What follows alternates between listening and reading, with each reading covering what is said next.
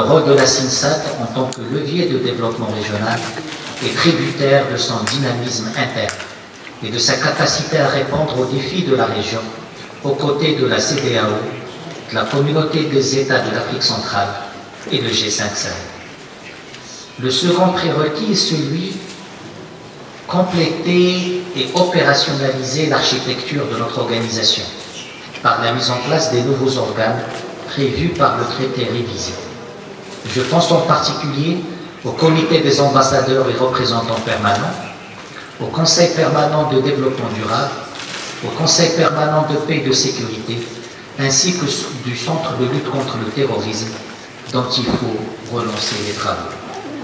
Je voudrais saisir cette occasion pour proposer la mise en place d'un groupe de coordination des pays de la CINSAT, membres du CPS de l'Union africaine. Ce mécanisme serait bien utile pour coordonner le suivi et la défense des priorités chères à la CINSAT en matière de paix et de sécurité. Le troisième prérequis concerne le renforcement des moyens d'action du secrétariat exécutif. Nous ne pouvons que nous féliciter et féliciter les membres du secrétariat qui font tant avec si peu de moyens. Apporter du renfort en ressources humaines compétentes, en expertise et en moyens est une nécessité si l'on veut un secrétariat à même de déployer la pleine mesure de son efficience. Enfin, repensons la politique de la Banque sahélo-saharienne pour l'investissement et le commerce. Cette institution stratégique doit accompagner les efforts de la communauté dans les domaines de développement et sa relation avec les investisseurs potentiels dans cette zone. En effet, chères sœurs et frères, la CINSAT est une véritable miniature de l'Afrique, dans sa richesse, sa diversité et ses défis.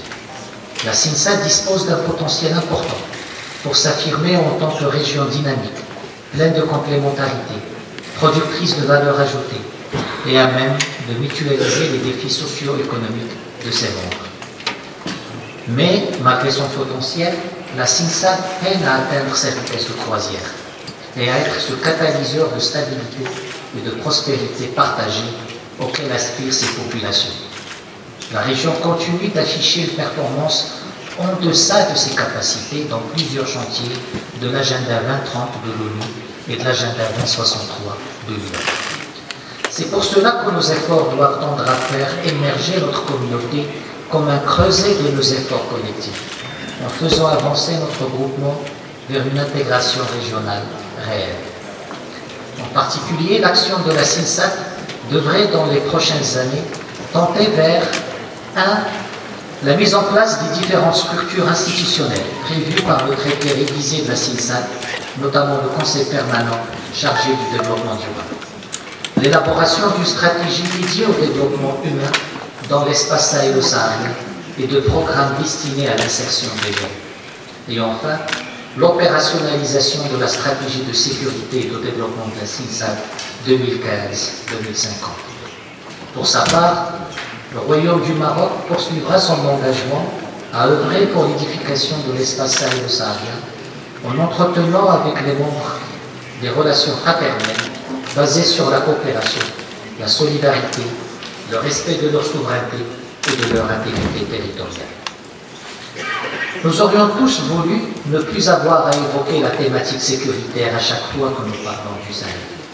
Mais le fait est qu'en l'espace d'une décennie, notre région est devenue non seulement un lieu de retour et de déploiement des combattants étrangers, mais aussi un espace producteur de groupes terroristes. Le Sahel reste malheureusement la deuxième zone la plus affectée par le terrorisme dans le monde. S'arrêter sur les défis à la paix et à la sécurité de notre espace sahélo-saharien n'est donc pas une figure de style, mais une préoccupation de fond. Dans ce cadre, la CINSAT est appelée plus que jamais à accélérer l'opérationnalisation de son Conseil de paix et de sécurité. Elle gagne également à transformer son forum des services de sécurité ou un comité du renseignement au service de la paix et de la sécurité, et à mettre en place un état-major des pays sahélo-sahariens pour lutter plus efficacement contre le terrorisme et le narcotrafic. Le renforcement des capacités des États de notre région ressort donc comme une nécessité structurante cet égard, le Bureau du Programme des Nations Unies pour la lutte contre le terrorisme, inauguré au Maroc en 2021, pourrait apporter un appui certain. Le Royaume s'y attellera en étroite coordination avec le centre SINSAD de lutte contre le terrorisme. Mais d'ores et déjà, l'on pourrait mettre en place une coopération judiciaire entre les États de l'espace SINSAD comme une première action de coordination immédiate et à coût zéro. Monsieur le Président, Excellences, chères sœurs et frères, je voudrais au terme de mon intervention réitérer solennellement l'engagement constant du Royaume du Maroc à donner un nouvel élan à la SINSAD en tant que communauté économique régionale de l'Union africaine et le renforcement de son action en faveur de la paix, de la stabilité et du développement de l'espace sahélo-saharien. Notre plus grand défi est celui d'offrir à nos populations des conditions de vie meilleures dans un espace de sécurité et de prospérité. Unissons-nous pour le bien de nos peuples et de notre continent, l'Afrique. Puisse cette session du Conseil exécutif des États membres de la SINSAD nous porter un peu plus près de cet objectif. Je vous remercie.